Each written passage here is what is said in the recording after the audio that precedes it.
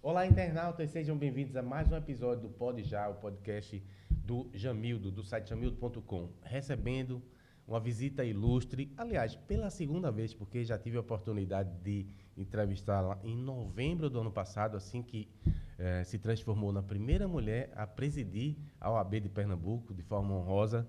Seja bem-vinda de volta. Agora a gente convidou para fazer um balanço desse primeiro semestre, das primeiras ações. É um prazer renovado tê-la conosco. Seja muito bem-vinda. Jamildo, que felicidade estar aqui no Pode Já, conversando com você, que é um jornalista que tem a minha admiração. Obrigado. E ter uma oportunidade única de, mais uma vez, falar sobre os projetos e as missões que a gente está assumindo aqui na OAB de Pernambuco. Já foram 6 meses de muito trabalho. Eu acredito que quem está nos acompanhando já deu para perceber que a nossa missão é trabalhar, a gente quer defender prerrogativa, quer buscar uma celeridade processual e defender os honorários como os 3 principais pilares da nossa gestão, mas trazer muita novidade, saúde, bem-estar, tecnologia e informação para toda a advocacia. Então, estou muito feliz em estar aqui mais uma vez e tenho certeza que essa nossa parceria, essa minha vinda deve ser corriqueira. Quero vir sempre, quero voltar sempre. Olha, eu sou uma pessoa muito feliz porque a gente tem uma boa audiência e no meio dessa audiência tem muita gente categorizada, muitos advogados, inclusive vários deles boas fontes. Isso. Deixa eu ler aqui rapidamente um breve currículo, porque uma breve bio, a gente sempre faz essa distinção para que as pessoas tenham ideia de quão relevantes são nossos convidados. Então, formação acadêmica, doutora e mestre em Direito pela Universidade Federal de Pernambuco, carreira acadêmica, professora adjunta de Direito Marítimo na UFPE, docente em pós-graduação na Faculdade Damas de Instrução Cristã, ministra cursos de especialização em diversos estados, como São Paulo, Rio, Santa Catarina, Espírito Santo e Rio Grande do Norte. Se tiver alguma coisa errada, avise. Atuação profissional, advogada especializada em Direito Marítimo, Portuário, Ambiental e Aduaneiro. No AB Nacional, presidente da Comissão de Direito Marítimo e Portuário do Conselho Federal da OAB. Na OAB, vice-presidente até 2024, eleita em novembro de 24 com 11.441 votos, tornando-se a primeira mulher a presidir a seccional em mais de 90 anos. A gente tem que sempre bater nessa tecla porque é admirável. E bom para os advogados que deixaram o machismo de lado e colocaram mulher lá para comandar. Isso aí. Também autora de obras jurídicas nas áreas de direito civil e marítimo, com atuação destacada na defesa das prerrogativas da advocacia e na promoção da justiça social. Deixa eu começar falando de um pouco, política, um pouco justiça também, STF, polarização, antes de a gente entrar nos assuntos da advocacia. Hoje o STF está na berlinda. Os críticos dizem que está exorbitando, os defensores dizem que está cumprindo seu papel, dando respostas às demandas. Quem tem razão? E o que é que a senhora acha dessa última medida internacional do Trump contra o Brasil que perpassa a questão judicial? Jamildo, eu acredito que a gente aqui, o Brasil, nós estamos passando um momento muito sensível e a gente tem que começar a enfrentar os temas como eles são. Nós temos que tentar enfrentar temas jurídicos como temas jurídicos e temas da economia mundial como temas da economia mundial ligados à soberania do país. É muito difícil a gente não emitir uma opinião relacionada a essa possível sanção econômica de Trump, entendendo que nós estaríamos pendendo para um lado da direita ou para o lado da esquerda, quando isso não tem nada a ver com política. Nós estamos agora de um momento que o país precisa solidificar a sua soberania. Não existe nenhuma hipótese jurídica que possibilite um governante de outro país propor ou impor uma medida de restrição econômica ao Brasil sobre a alegação de interferir em um julgamento que está tramitando no STF ou no STJ ou em qualquer outra corte. Nós não estamos aqui diante de um momento de polarização política. Não devemos estar. Nós devemos estar unidos em prol da ratificação e da manutenção da soberania do Brasil e para evitar prejuízos econômicos enormes aos estados e aos exportadores. Aí nós estamos falando, inclusive, de Pernambuco. Pernambuco tem um protagonismo enorme na exportação de cana-de-açúcar, de açúcar. de café. Veículos, recentemente. Veículos. Então, a gente é um protagonista no mercado internacional da exportação, principalmente de grãos, aqui em nosso estado, e nós não podemos possibilitar que haja qualquer tipo de enfraquecimento da nossa soberania com o intuito de alterar um julgamento no Supremo Tribunal Federal. Eu lamento muito que se o Brasil não conseguir separar os debates políticos dos debates jurídicos. Nós estamos aí diante de um problema que pode ser um grande problema econômico para o país. Então, não vamos confundir isso com direita ou esquerda. O problema ele é jurídico e não podemos apoiar nenhum tipo de intervenção na soberania do nosso país. Temos que nos manter unidos e tratando esse debate como um debate muito sério em prol da soberania do nosso país e evitando prejuízos econômicos. E esse é o meu posicionamento. Inclusive, a OAB de Pernambuco, nós soltamos uma nota, né, mostrando a preocupação da nossa instituição com a ameaça à soberania do nosso país e destacando que isso precisa ser interpretado como um problema jurídico para evitar prejuízos econômicos. O principal estado que vai sofrer os prejuízos econômicos é o estado de São Paulo, por conta da sua magnitude econômica no cenário internacional. Mas Pernambuco também está nesse rol, considerando nossa tendência e nossa aptidão para o mercado internacional com a exportação de grãos. Então, eu acredito que chegou a hora da gente debater os temas como temas jurídicos e do mercado internacional. Então, muito preocupa a nossa ordem esse tipo de tentativa de intervenção na soberania nacional e impor sanções econômicas tentando induzir os julgamentos de tribunais. Não quero entrar na seara se o julgamento deve ocorrer, se não deve ocorrer. O nosso país ele é soberano, os tribunais eles são soberanos e a gente não pode admitir uma intervenção internacional desse porte. A senhora é professora, é especialista, estudiosa, inclusive atua nessa área aduaneira. Consegue lembrar de algo semelhante? Parece ser inusitado esse tipo de iniciativa, não? Exato. Nós tivemos há um tempo, alguns anos, uma tentativa de bloqueio econômico também dos Estados Unidos ao óleo da Venezuela, né? Alguns bloqueios internacionais nesse cenário, mas que só trazem instabilidade e insegurança para o mercado como um todo. Não me recordo nenhum caso desse envolvendo o Brasil, até porque nós somos um país conhecido pelo princípio da reciprocidade nas nossas relações internacionais. Então, somos um país bastante amistoso, respeitoso nas relações internacionais.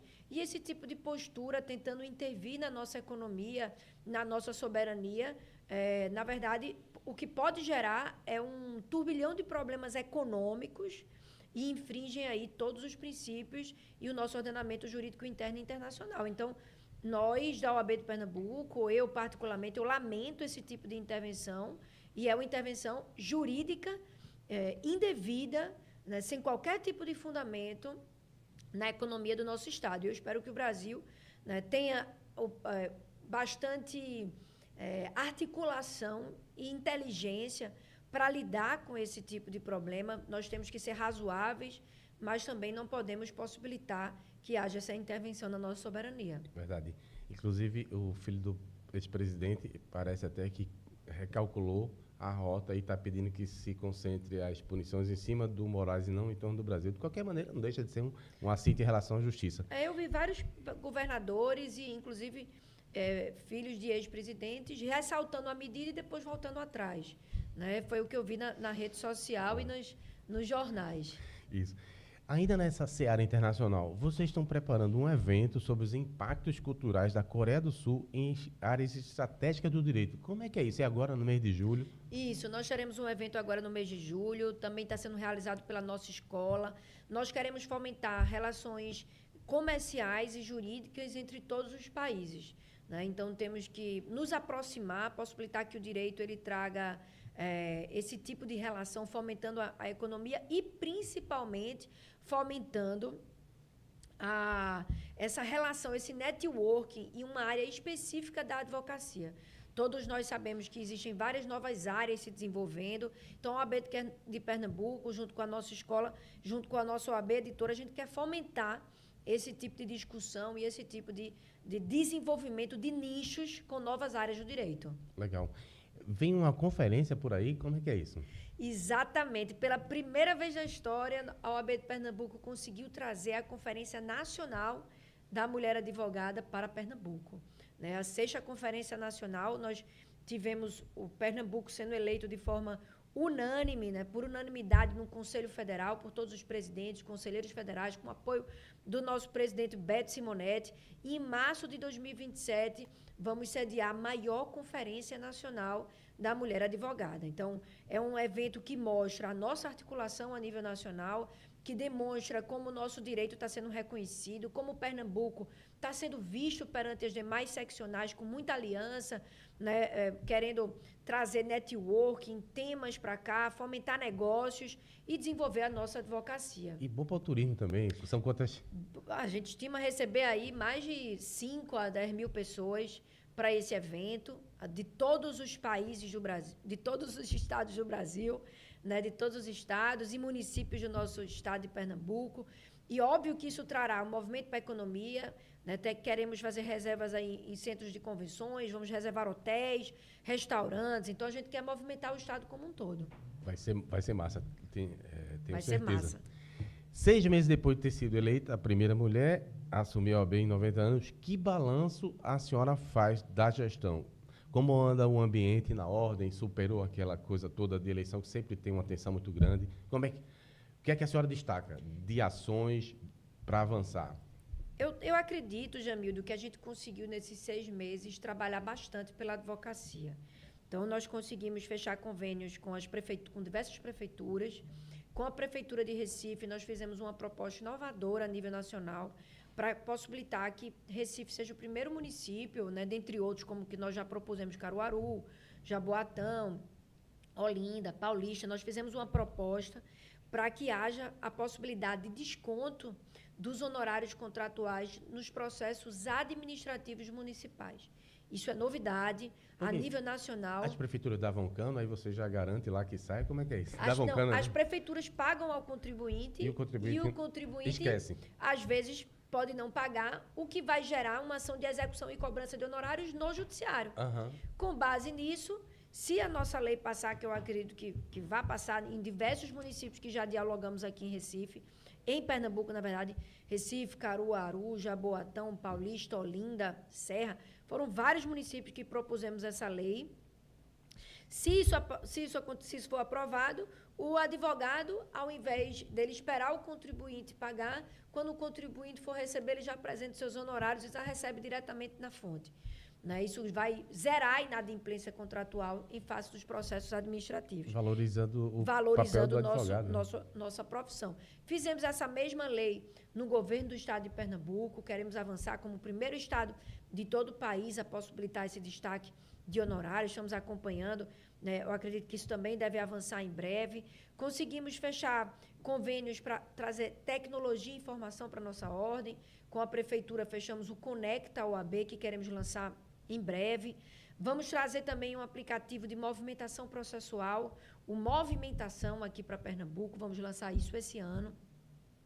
Já lançamos aí no estado de Pernambuco vários coworkings de sala da advocacia. Em agosto vamos fazer mais 5 lançamentos.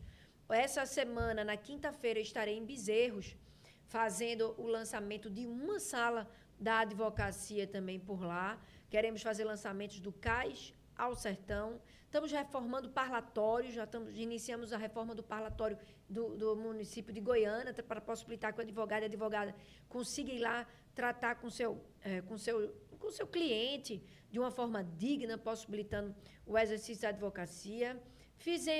Inauguramos a Procuradoria de Defesa dos Honorários, estamos entrando nos processos para defender os honorários dos advogados, centrado em celeridade processual. Criamos a diretoria de prerrogativa, já tivemos um desagravo realizado, mais de 3 aprovados. Então, a gente vai mostrar que o nosso foco é na defesa das prerrogativas e agosto promete que vai ser um mês inesquecível para a advocacia pernambucana. Em termos de ações administrativas, mas também o Augusto Lilás, né? Eu me lembro até que, recentemente, a gente entrevistou aqui as 2 garotas super poderosas que fazem aquele banco vermelho. Está até guardado ali o banquinho que eu ganhei. É lindo. vocês têm algum entrelaçamento para ajudar que isso floresça, que essa campanha tão meritória vá mais à frente? Com toda certeza. Fizemos, inclusive, parcerias com a campanha do Banco Vermelho, ajudamos, divulgamos e queremos retomar, inclusive, isso todo mês. Porque essas campanhas, elas precisam ser perenes, né? Todo mês a gente precisa estar mostrando alguma coisa para que as pessoas consigam se conscientizar e isso, de fato, traga uma maior proteção a todos e a todas. Então, a gente quer continuar fomentando a campanha e fazer lançamentos em conjunto em agosto.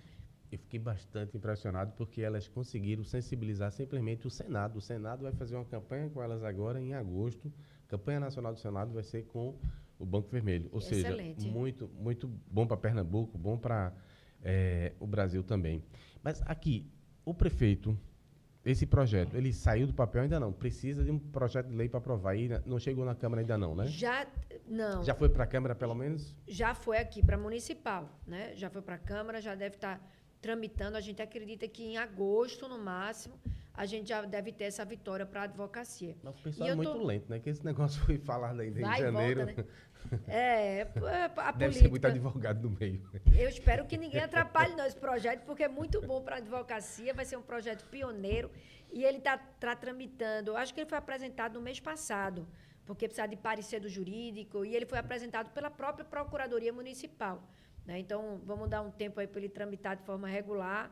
Mas eu também espero que isso avance em outros municípios, inclusive no governo do estado de Pernambuco.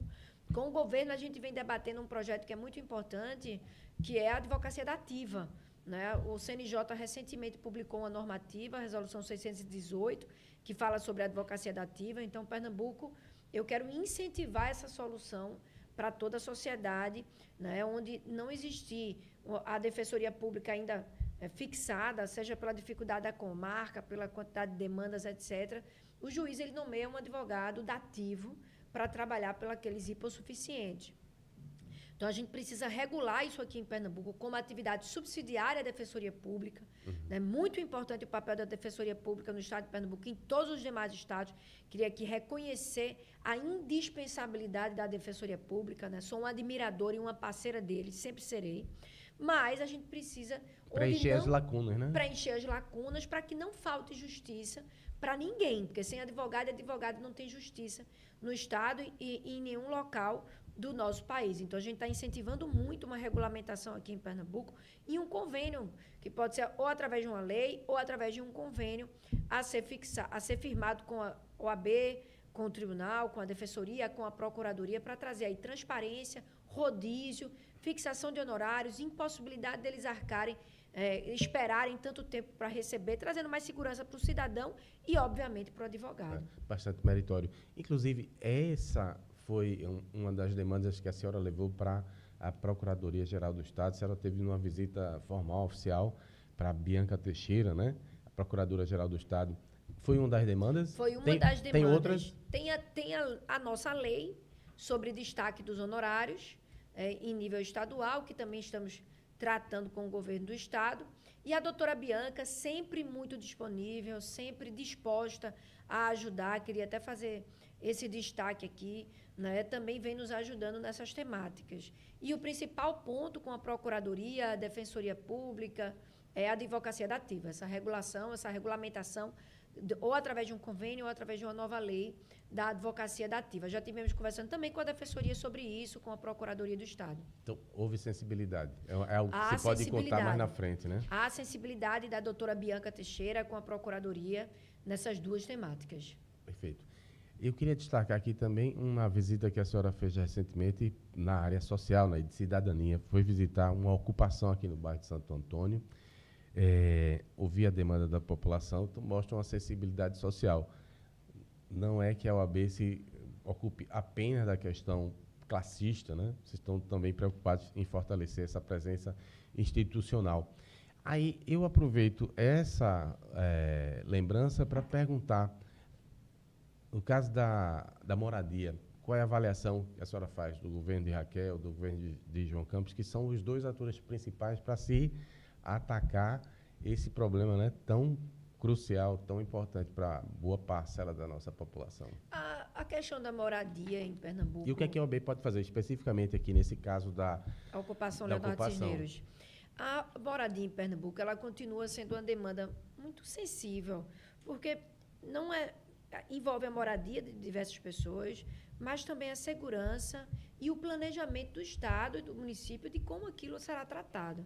A gente está falando de algo que, ao se dar uma moradia, você também precisa investir em empregabilidade e em segurança do Estado. As pessoas precisam ter onde trabalhar, precisam ter emprego, precisam ter desenvolvimento econômico, segurança e onde viver. O artigo 6 da nossa Constituição ele é muito amplo quando garante esse bem-estar social de uma forma completa. Então, nós precisamos ter aí um complexo de direitos sociais garantidos de uma forma muito ampla para a gente conseguir viver com dignidade e segurança no nosso Estado. Quando eu tomei posse na OAB de Pernambuco, eu fiz questão, Jamil, de conversar com o nosso entorno. Nós, da OAB de Pernambuco, nós temos missões legais e institucionais. A defesa da advocacia é a principal delas, mas também temos missões constitucionais e legais de ratificar o Estado democrático de direito, promover a defesa dos direitos humanos, a igualdade social. Isso faz parte da OAB de Pernambuco. Nós somos um órgão, hoje em dia, reconhecido pela sua força e abrangência a nível nacional. Então, não podemos abrir mão e nem ficar silente quando a justiça social requer uma postura mais altiva e presente da nossa ordem. Então, quando eu tomei posse, eu fiz questão de conversar com o nosso entorno. A ocupação Leonardo Cisneros já tem, inclusive, uma determinação do Estado para virar uma habitação, para virar um edifício residencial, então já foi um ganho para todos eles. As famílias já estão cadastradas e fiz questão de visitar a ocupação para saber como ela estava, como estavam as pessoas, então, e até para entender como a gente consegue ajudar. Falta muita coisa para eles, falta segurança, falta estrutura do edifício, falta janela, falta porta, falta investimento, falta muita coisa. E eu acredito que também falta quebrar a barreira do preconceito social, que é isso que a gente vai começar a trabalhar agora.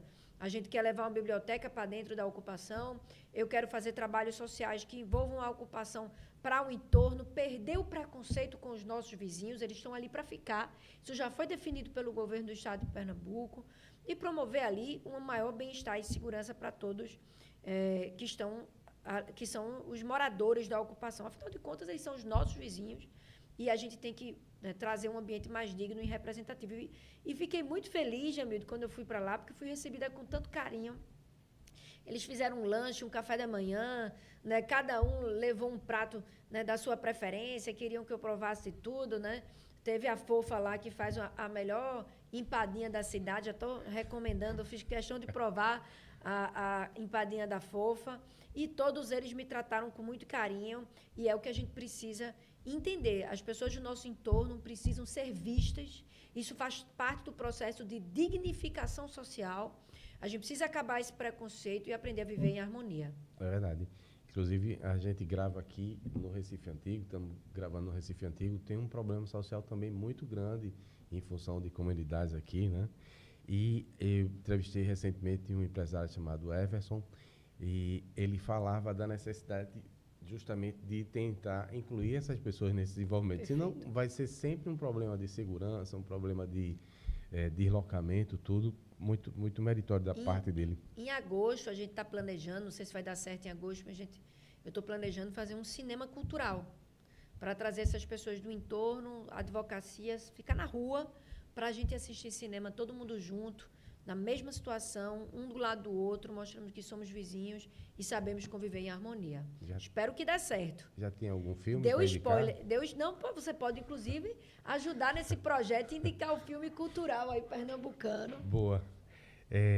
Agora, falando ainda eu viajada total, mas falando em moradia, eu lembrei que a gente também tem que perder um pouco o preconceito em relação aos mais ricos, as pessoas mais ricas. E, nesse caso específico, eu me lembro que eu apanhei sobremaneira na época, porque não é que eu defendesse a Moura do B ou as outras construtoras, para a implantação do projeto Novo Viver Recife. É simplesmente que eu entendia que demagogia você só bater lata para pedir casa para os mais necessitados. Você tem tinha um projeto que foi comprado junto à Caixa, o terreno foi comprado junto à Caixa, passaram por licitação, depois aprovaram o projeto da prefeitura e houve uma resistência enorme, para mim, muito por conta de uso político. E o que era mais grave era o desrespeito aos contratos, a insegurança jurídica, porque você fez todo o investimento, você podia tirar aquilo ali antes do papel 5 anos, e se fez muita demagogia, algumas pessoas se elegeram em torno disso. Então, lamentável, porque perde a cidade, Perfeito. a gente perde imposto, a gente perdeu emprego. Tanto é que o movimento acabou quando fizeram a fila lá para as pessoas se empregarem para trabalhar na obra. Isso. Então, respeito muito um lado e respeito o outro. Sem dúvida. Isso É o equilíbrio. É o equilíbrio. E a gente quer trazer melhorias para a nossa cidade. O Novo Recife ali, né, aquela área do cais, está ficando linda. Está ficando lindíssima. Vai trazer mais turismo, vai trazer mais residência, vai trazer mais segurança. As pessoas vão querer andar pelo centro de Recife. A gente vai reviver o nosso centro. Então, o equilíbrio, essa razoabilidade, você está certíssima. Deixa eu lhe perguntar sobre a questão da anuidade. Foi uma das primeiras iniciativas, né, anuidade zero. Depois chegou a ser acionada lá no Conselho Federal da OAB, eles mandaram vetar e vocês transformaram o limão numa limonada, não foi isso? Como é que foi essa história? Eu queria muito, Jamildo, trazer benefícios para a jovem advocacia, porque eu sei como é difícil começar na carreira, né? Eu sei que você lembra, eu comecei minha advocacia do zero, num coworking, com um cliente. Lembra do seu belo discurso na posse lá, falando, Perfeito. Se emocionando, né? Exatamente. É muito difícil começar na carreira, eu passei na pele, sei as dificuldades, eu não quero que ninguém se sinta só nesse início aqui em Pernambuco. Então, uma das nossas propostas era zerar a anuidade para a jovem advocacia, por 5 anos. Era uma proposta arrojada. Então, em novembro eu ganhei a eleição, em dezembro eu comecei as tratativas com o Conselho Federal. Voltou, a gente dialogou muito com o presidente, mostrando, fiz um levantamento com a Deloitte, um planejamento contábil e gerencial para entender, né, para garantir que aquilo manteria saúde financeira, né? Exatamente, manteria sustentabilidade financeira da nossa ordem. E quando nós destacamos que queríamos zerar a anuidade, o Conselho Federal entendeu que isso trazia um risco muito grande a todo o sistema e que precisaria de um estudo a nível nacional para possibilitar uma tamanha redução com toda a base jurídica que ele possuía e é plausível o entendimento. Eu sou uma aliada do presidente Beto Simonetti, então a gente tem que entender também que a nossa advocacia é um composto nacional. Então a gente negociou muito, eu fiz um pedido alternativo para a gente conseguir reduzir a anuidade da jovem advocacia para um valor de R$200 por 5 anos. Um valor aí que é o menor de todo o país. Não existe nenhum jovem advogado e advogada que pague tão pouco como ele paga em Pernambuco. Eu sei que pouco e muito é subjetivo, mas que pague apenas R$200 pela sua anuidade. E essa anuidade, para a gente chegar aí ao cumprimento da nossa promessa, da nossa proposta de campanha, ela é revertida integralmente em cursos da nossa escola. Em educação, né? Em educação. Então, o jovem advogado paga R$200 e volta para gastar aqueles R$200 em cursos, eventos, para possibilitar que ele tenha esse benefício. Então, foi o máximo que a gente conseguiu fazer, respeitando as diretrizes do nosso Conselho Federal, mas mantendo o Pernambuco num pioneirismo e garantindo a menor anuidade, R$200, para toda jovem advocacia por 5 anos. Presidente, olha, minha filha me falou, eu não acreditei. Estão raspando os dados dos processos judiciais para tentar golpe em função aí do avanço da digitalização na justiça. Como é que é isso? Como é que vocês estão enfrentando esse problema? Infelizmente, a gente está passando por essa crise, né, do golpe do falso advogado a nível nacional. Os processos eles não são públicos, em regra, né, e existem pessoas ingressando em processo para buscar dados dos processos em trâmite dos advogados e das partes. E aí, com base nessas informações, eles acabam entrando em contato pelo WhatsApp das partes, fingindo ser determinado advogado, informando que houve um êxito no processo e para que a pessoa consiga receber o seu direito, ela teria que fazer um Pix de determinado valor. Essa é uma conduta, né? Esse ato se coaduna como um crime de estelionato, falsidade ideológica e vários outros. E é uma conduta que vem sendo reiterada em diversas áreas do direito. E nós, cientes dessa dificuldade, o OAB de Pernambuco, a gente está atuando em 3 esferas. Primeiro, a esfera da conscientização.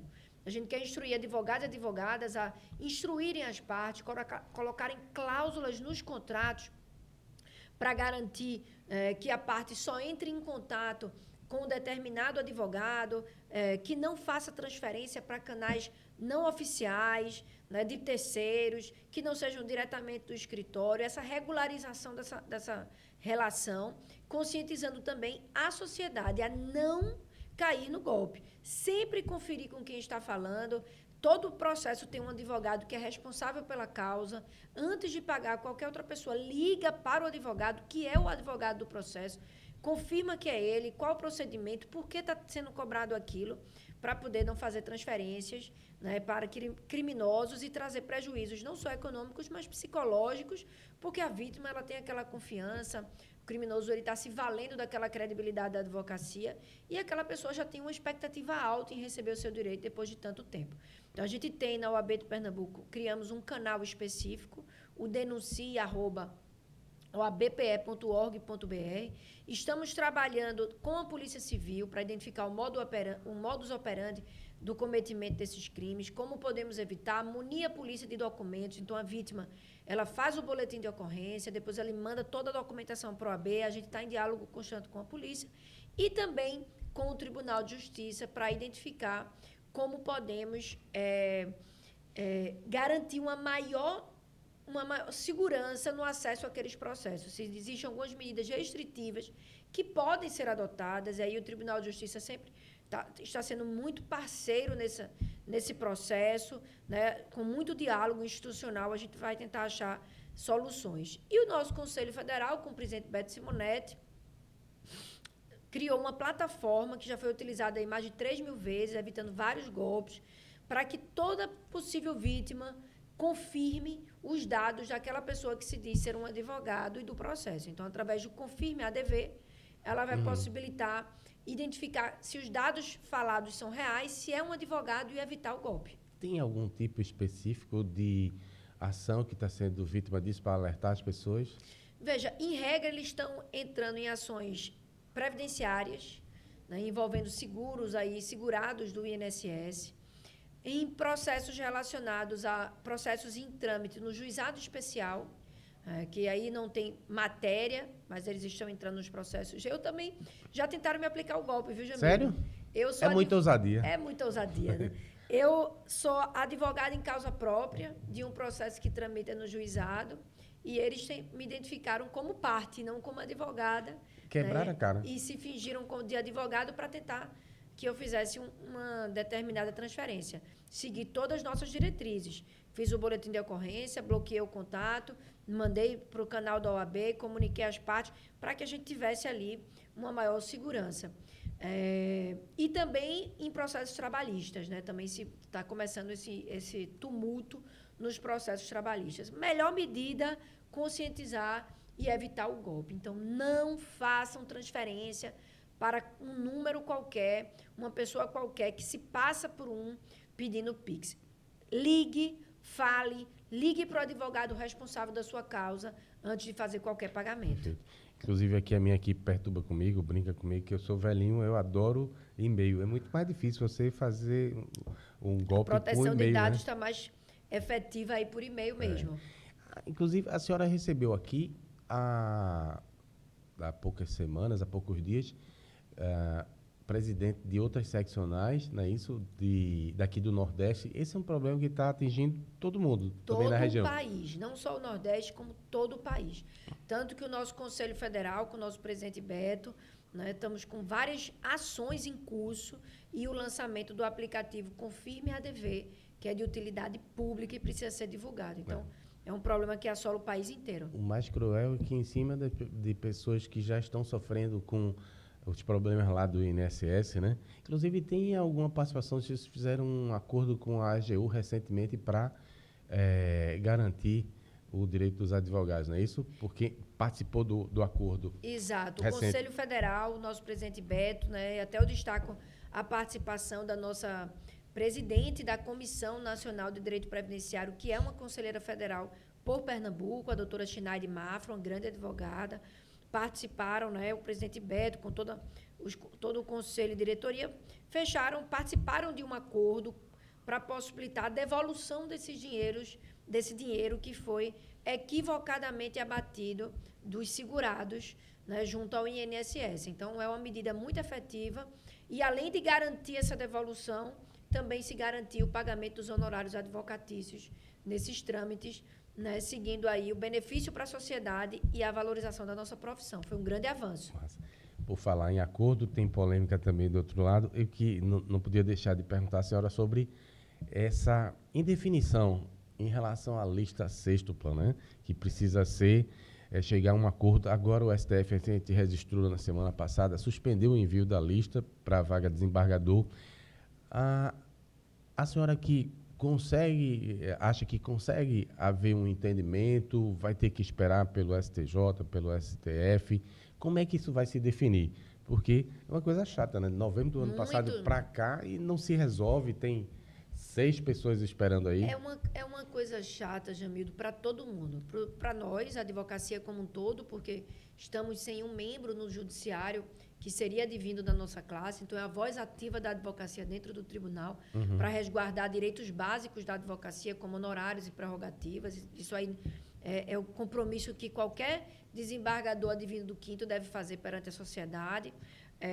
E aí sofrem os advogados e advogados que estão naquela lista com indefinições.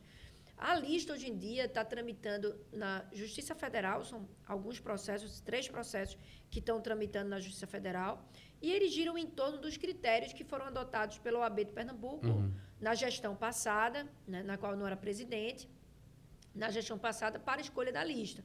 E a classe votou. Se deve ser uma lista paritária, com 3 mulheres e 3 homens, ou a lista de mulheres tem que ser uma cota mínima, se deve ou não existir cota racial, se a decisão da comissão de heteroidentificação ela deve ser soberana ou não. Eu tenho as minhas próprias convicções e eu quero fazer algumas alterações e avanços, né? Porque é normal, né, a gente aperfeiçoar o sistema com base no que aprendemos e no base também das nossas convicções daquela gestão. Todas as decisões da nossa ordem são muito debatidas, são validadas pelo Conselho. Então, faz parte do meu planejamento para a próxima lista, que teremos uma lista nessa gestão, alterar alguns critérios. Queremos alterar a lista de mulheres, querendo que seja uma cota e não uma lista mínima, né? Queremos também, vamos manter a cota racial. Não acredito que numa sociedade que vivemos com compromissos sociais e representativos tão amplos, né, devemos abrir mão dessa cota. Não sou a favor disso e o nosso Conselho deve votar a manutenção dessa cota racial para a lista, né? E eu também, Jamildo, acredito que a comissão de heteroidentificação é a comissão competente para dizer se uma pessoa deve ser vista como branca ou preta, né? Por quê? Porque a cota ela foi pautada através de um princípio para evitar o preconceito. A cota é para suprir um preconceito que existe, o racismo estrutural ele existe, nós sabemos. Então, por isso foi desenvolvida a cota.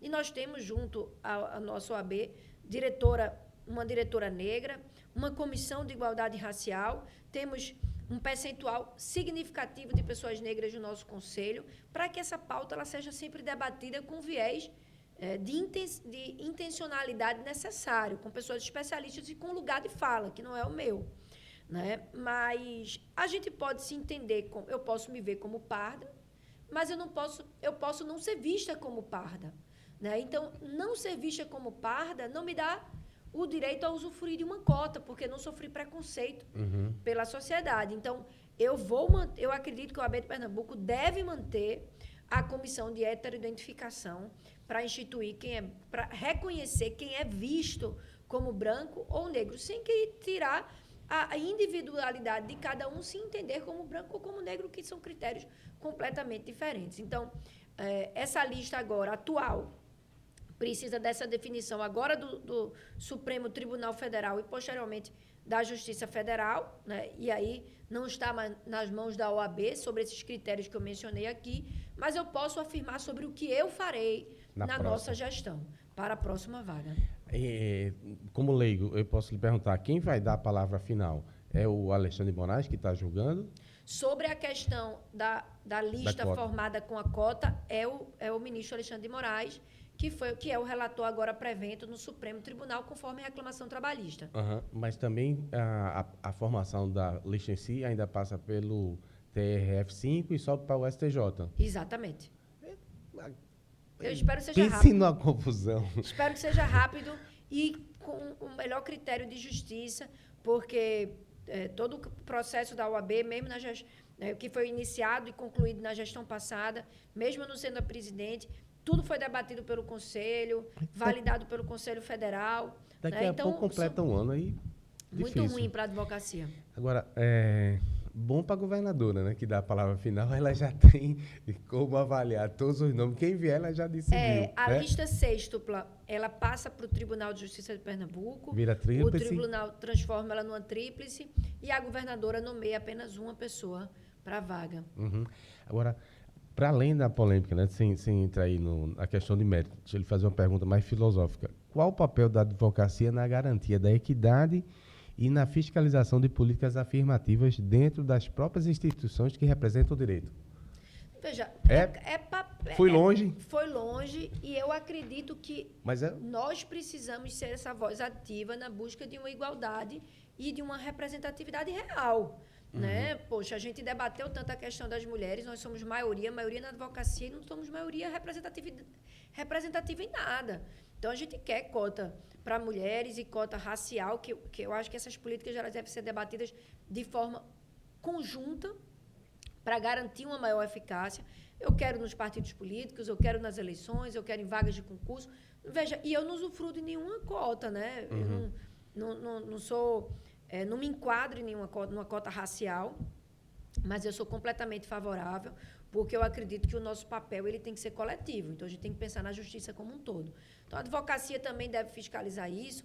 Tivemos grandes avanços aí em bancas, concursos. O próprio concurso do Tribunal de Justiça de Pernambuco para magistrado, o concurso do ano retrasado, eu acredito, 2023, ele já tinha cota racial e as decisões da Comissão de Heteroidentificação elas foram todas mantidas pelo Judiciário, que é um grupo especializado e estudioso em raça, que nós não somos. Da Federal, inclusive. Da Federal. E a OAB de Pernambuco utilizou essa mesma banca. Ou seja, tem legitimidade, né? Tem legitimidade. Muito melhor, né, Jamildo, do que nós dizermos quem é branco e quem é preto. Eu não posso dizer. Ficaria quem suspeito. Tem que dizer é o estudioso em raça, através de uma comissão formada por especialistas da Federal. Mesma banca utilizada pelo concurso do Ministério, do Cartório, do Tribunal de Justiça, foi a banca utilizada pelo OAB de Pernambuco. Perfeito. Deixa eu lhe fazer uma pergunta sobre prerrogativa. Temos duas aqui. Essa vem do interior de um querido amigo, advogado. Ele mandou o seguinte texto. Sabendo das dificuldades enfrentadas pelo advogado do interior, quer seja pela concorrência, quer seja pelas dificuldades encontradas perante o TJPE, ele cita, como falta de servidores, juízes ausentes nas varas, retardo na tramitação processual, qual a pauta principal que a OAB implementa ou implementará para incentivar esse profissional a se manter na honrosa profissão com esperança de dias melhores?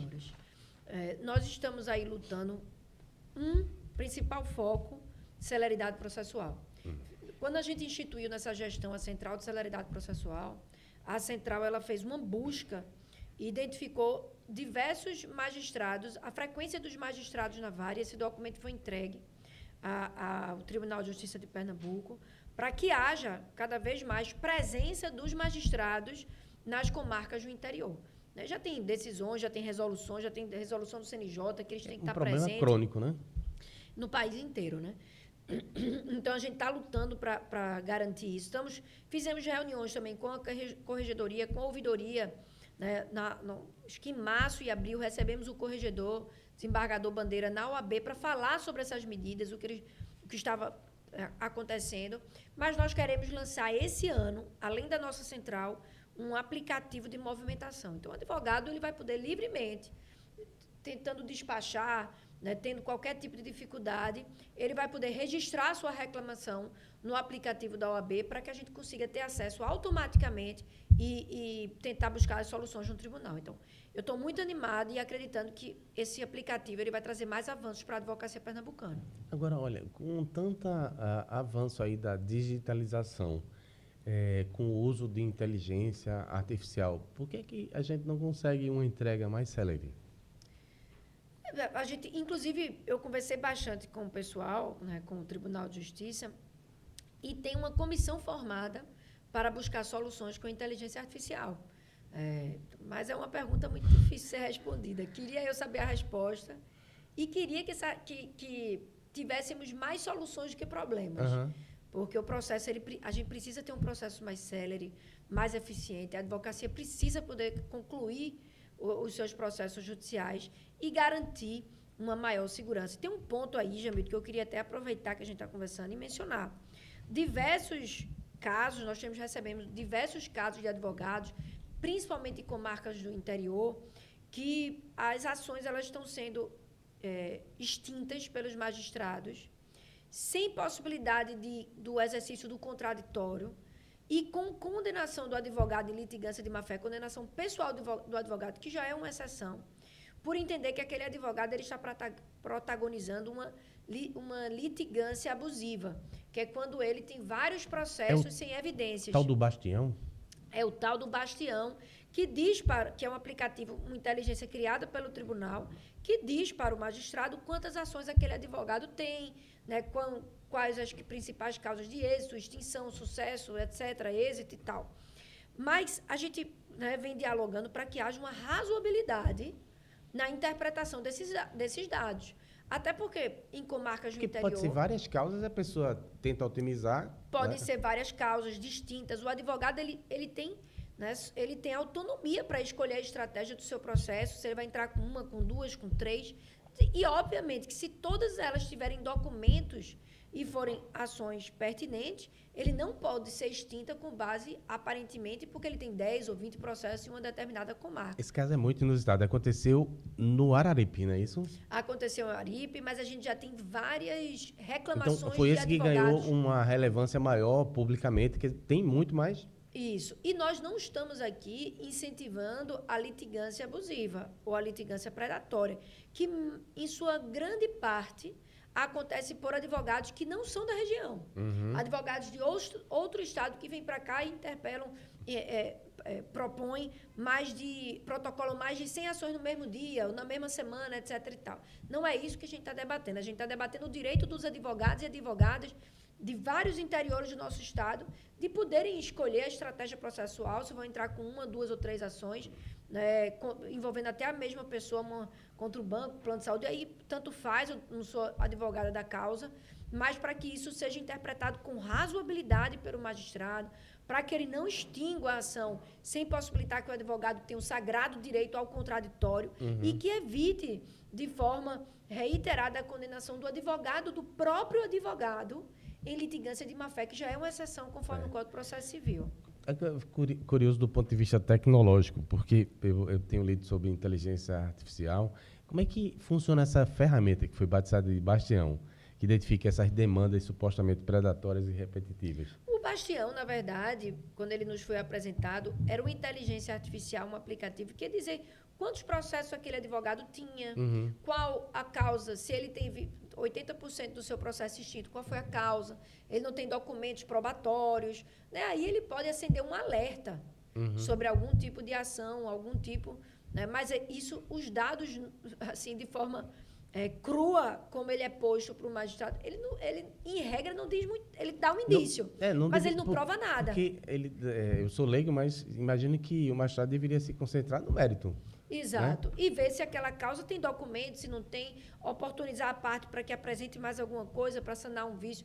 Mas não, eita, você tem 10 ações protocoladas essa semana, você a gente não pode. Então, eu conheço a magistratura pernambucana, a gente vem dialogando de uma forma muito razoável, institucional, né? A razoabilidade sempre foi a forma com que eles conduziram os processos, e eu tenho certeza que a gente vai conseguir seguir nessa linha. Mas não deixa de ser realmente um problema novo, né? Porque tem um limite aí entre a litigância e o respeito ao exercício da profissão. Deixa eu lhe perguntar, a senhora já está usando a inteligência artificial? Porque eu ouço de alguns advogados que estão buscando uma especialização, porque se todo mundo é advogado e você tem uma expertise em inteligência artificial, você vai passar para um grau superior, né? Veja, eu utilizo a inteligência artificial, mas eu acredito que eu ainda utilizo ela de uma forma muito pequena, né? A amplitude da utilização para a nossa profissão ela é ampla. Na nossa escola da advocacia, com o diretor Carlos Barros, a gente está promovendo um curso de inteligência artificial, até com o Duque, que é um defensor público muito atuante nessa linha, que inclusive existe quem se matricula no curso ganha até um robô, um pequeno robô para o ChatGPT, para lhe ajudar nas pesquisas jurídicas. Então, eu utilizo bastante o ChatGPT, confirmo dados, peço levantamento, peço índices, às vezes peço para ele transformar dados em tabela, peço para confirmar a existência de jurisprudência. Agora, a gente tem que ter essa ressalva de estar sempre verificando as informações que são passadas. Mas eu utilizo, mas confesso que utilizo ainda, eu acredito, de uma forma muito incipiente. A gente está aqui se encaminhando para os finalmente. Deixa eu lhe contar um episódio recente que foi muito divertido e para a gente. A gente grava os vídeos, né? E precisa botar depois nas redes sociais assuntos da atualidade. Às vezes a gente faz alguma coisa especial.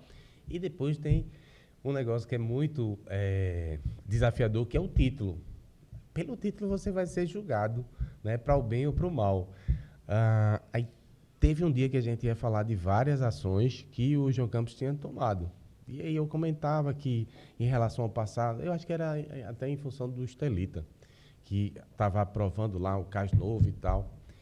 Aí eu digo sempre para a minha equipe, olha, não abram mão de pensar. Vocês têm que usar a inteligência artificial, tem que acompanhar a modernidade, mas tem que usar bom senso. Aí, resultado, saiu um título assim, João Campos em movimento. Pô, eu apanhei por dias. Aí eu disse, agora vocês vão ter que inventar uma Raquel em movimento para poder deixar tudo equilibrado e ninguém dizer que a gente puxa nem para um lado nem para o outro. Mas, ou seja, é uma faca de dois gumes, como se diz. A inteligência artificial pode te botar para cima, mas também pode te lascar. Pode. Tem que ter o pé no chão. Tem que verificar, fazer a dupla checagem, né? Mas ajuda muito. Às vezes a gente precisa gravar algo, eu peço para o chat fazer um roteiro, ele faz rapidinho. Pois é. Manda um card, ele interpreta. Então, é muito útil. E não tem passo para trás, não. É só entender como evoluir. Muito bom. Inclusive, uma vez eu fui fazer uma palestra no interior sobre comunicação. Pedi um roteiro, fiquei abismado. Como veio tão cristalino, coisas que eu deveria falar que você inicialmente nem pensa, né? Pensa. Então, a gente tem que ter muito cuidado, que daqui a pouco a gente vai desaprender de pensar. E isso é terrível, foi o que nos trouxe até aqui. Por falar nisso, eu sei que eu sou um fraco apresentador, que eu sou um fraco entrevistador. O que é que eu esqueci de lhe perguntar que é relevante para a gente concluir esse bate-papo aqui sobre as questões dos advogados, a questão da institucionalidade, essa instituição que a gente admira tanto, que é o OAB Nacional, é o OAB Local? Jamildo, você é um craque. Você não esqueceu nada. Deu a oportunidade de falar sobre tudo. Eu queria destacar para a advocacia que agosto vai ser um mês incrível. Vamos fazer vários lançamentos de sala da advocacia, coworking, parlatório, do Cais ao Sertão, que é esse nosso lema. Vamos lançar aplicativos, vamos lançar 2 benefícios que vão ficar para a história, pioneiros, inovadores e vão revolucionar a advocacia pernambucana. E eu queria dizer também para todos que o nosso foco é trabalho. A OAB somos nós, quem quiser ajudar pode chegar, chega para ajudar, traz ideias, críticas construtivas, né? A OAB é o que a gente faz dela, então eu acredito muito no trabalho coletivo. Então, vai vir muita coisa boa por aí, eu vou trabalhar incansavelmente pela advocacia pernambucana. Então, só te agradecer mais uma vez, estou muito feliz em estar aqui ao teu lado. Torço muito pela senhora, porque meu universo é feminino. Criado por minha avó, 2 filhas, 4 netas, então, todo poder às mulheres. É isso aí. Vamos trabalhar junto. Obrigada, Jamildo. Concluiu, Fio? Simbora?